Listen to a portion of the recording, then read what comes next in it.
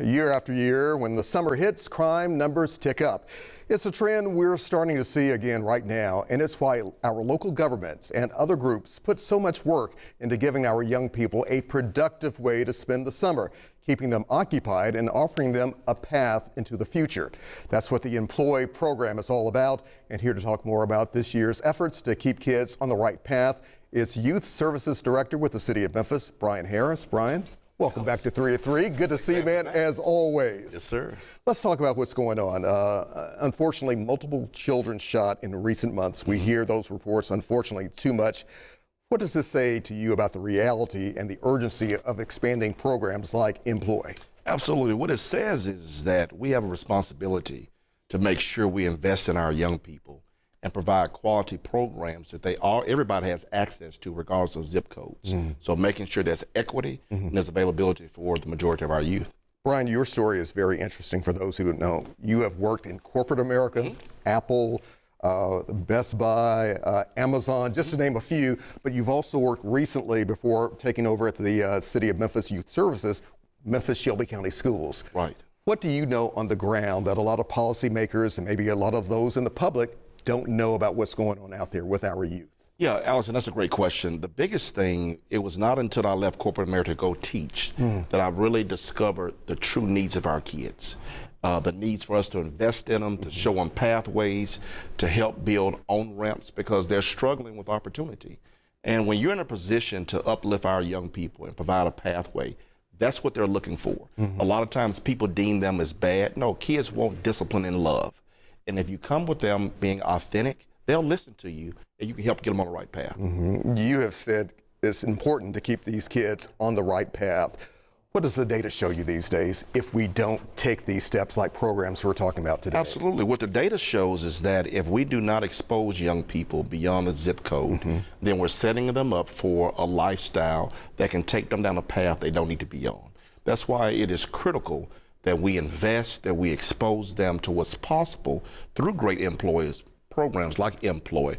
And Mary Young always talks about having an idle mind and that we can't let children have idle minds without giving them something positive to see what can help change what they can be in life. And on a positive note, Employ has grown so much. It's what, doubled in size? And yes. Paint that picture. Where do we stand? Where were we maybe a few years ago? Where are we today? A few years ago, before the Young administration, the average was around 700 young people. So last year we did 1,800 young people. Okay. And Mary Young came in and said, hey, if you can do 1,800, you can do 3,000. And so as of today, we have 3,000 young people throughout the city of Memphis placed in jobs, interning in various sectors across the city. And what's the buy-in for those companies, such as WREG, over the years that have participated? What's the buy-in for them? What do they see? Yeah, what they see is that this is their future workforce. And when kids can shadow you and see and study what Alex Coleman does on a day-to-day, they might want to go into broadcasting and journalism. And there's stories of Channel 3 of an intern who started with Employ.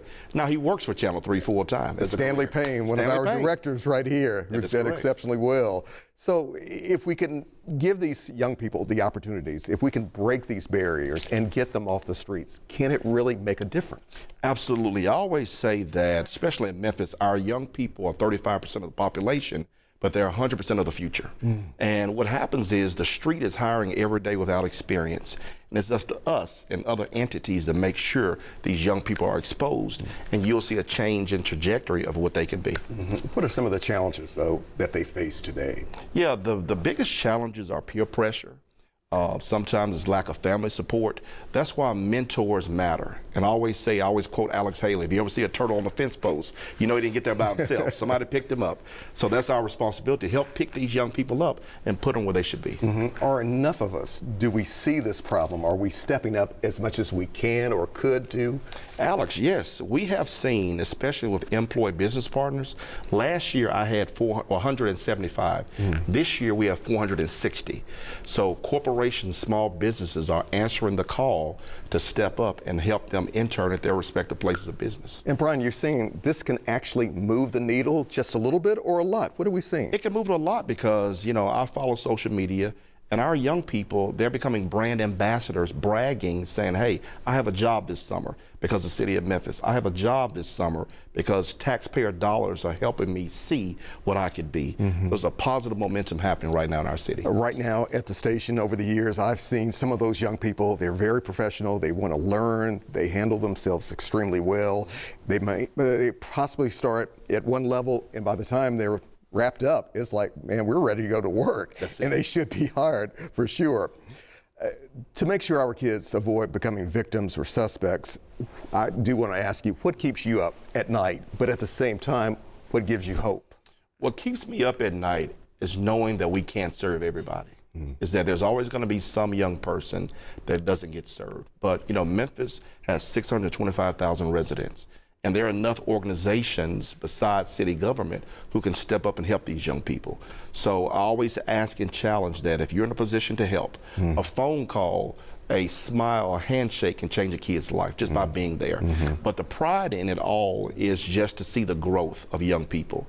We had young people who didn't talk, who didn't have good eye contact, who didn't have a firm handshake, but now their confidence is through the roof because of what we've invested in them before we send them to these employers. Is there one story over the years that you've been doing this, and I know you listen and you make the eye contact with these young people, and it's important to relate. Is there one story that kind of stands out with you from them, or maybe a parent who says, this changed everything?